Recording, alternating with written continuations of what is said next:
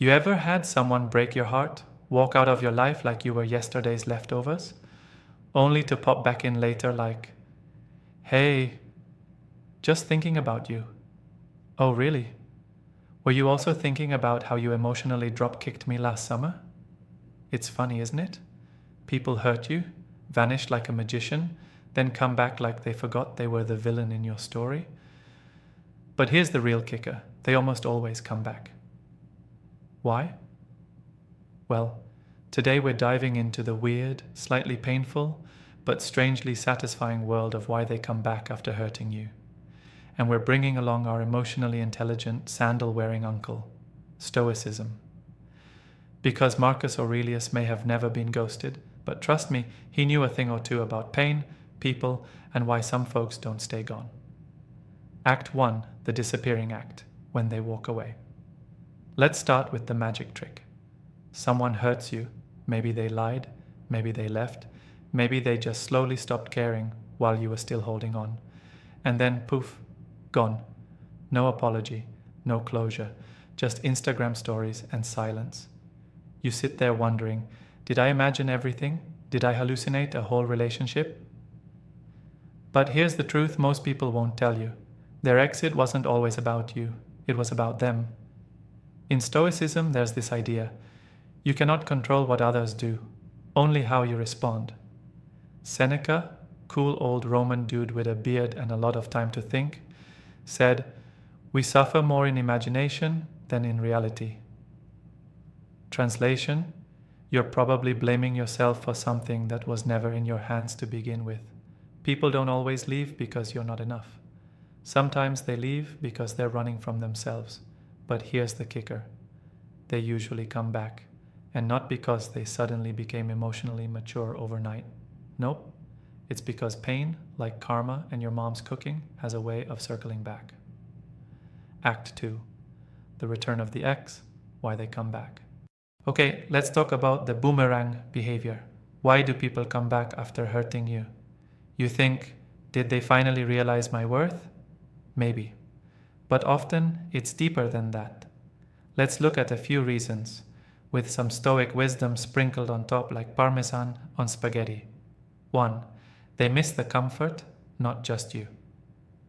People love comfort, warm blankets, favorite songs, familiar faces, even if they left, you were home to them at one point.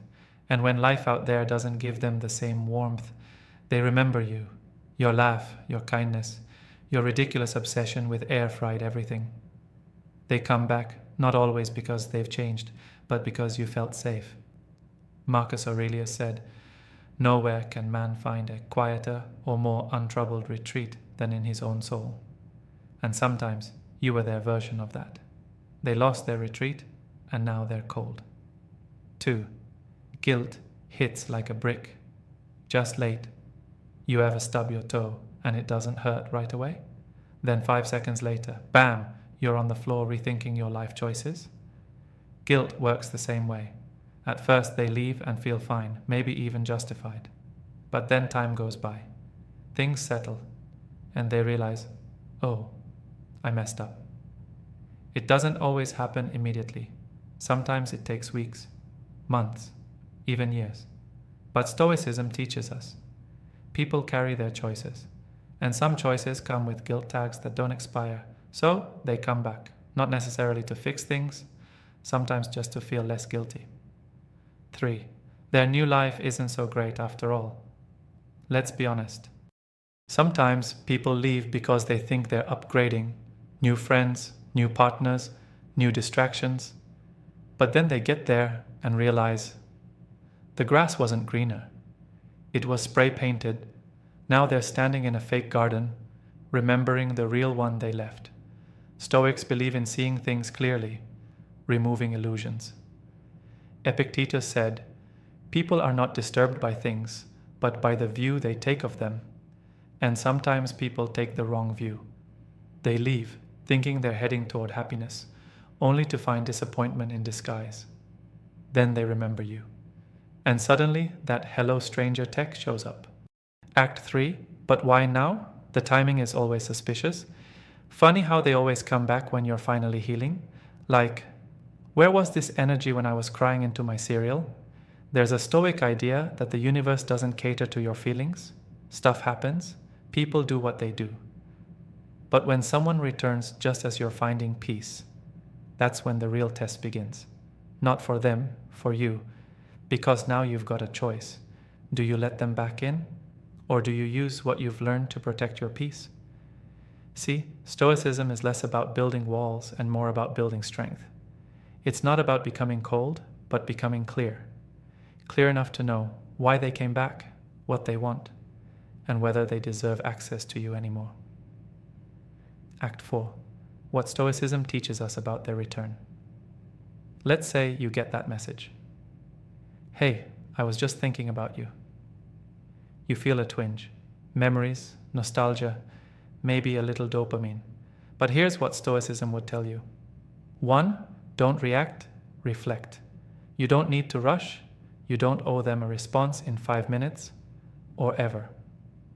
Like Marcus Aurelius said, if it is not right, do not do it. If it is not true, do not say it. Don't respond from emotion. Respond from clarity. Ask yourself, are they genuinely sorry? Have they changed or just gotten lonely? Are they looking for love or just a soft place to land? 2. Remember, forgiveness doesn't mean access. You can forgive someone without letting them walk back into your life like nothing happened. Epictetus would say, attach yourself to what is best in reason, and sometimes reason tells you, this person is a lesson, not a lifelong subscription. Letting go doesn't mean you're bitter. It means you've learned enough to protect your peace. 3. You've grown. Don't shrink to fit them again. Here's the tough truth. The version of you that loved them back then might not even exist anymore. You've healed. You've grown. You've binge-watched too many TED Talks and taken long walks with your thoughts. So when they return, remember, they're meeting a new version of you, and that version may smile, wish them well, and move on, because not every story needs a sequel. Act 5. The unexpected peace that comes with detachment. Stoicism teaches something powerful, detachment, but not the cold, robotic kind, the kind that says, I love you, but I won't chase you. I care, but I won't crumble if you leave again. It's the kind that knows your value doesn't drop just because someone couldn't see it at the time. You're not a clearance item. They just didn't know how to read the price tag. And the beautiful part? When you stop hoping they'll come back, that's usually when they do. But by then, you've built so much peace within yourself that their return isn't a storm. It's just weather. You acknowledge it. Then you go about your day. So why do they come back? Because life teaches everyone, and some lessons are learned too late. But here's what you get to choose. You can welcome them, forgive them, or gently remind them, you don't have the same access to me anymore. Because you've changed. You've stopped hoping they'll come back. You started focusing on who's staying, who's consistent, who's real. And that's the most Stoic move of all. You didn't close your heart, you just raised your standards. So the next time they slide into your DMs, remember this. They may have hurt you, but you healed. They may have left you, but you found yourself.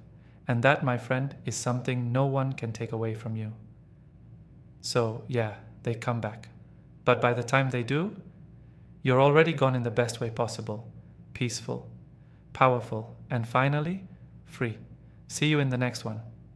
And remember, Stoics don't beg, we build. Let me know in the comments. Did they come back? And did you open the door?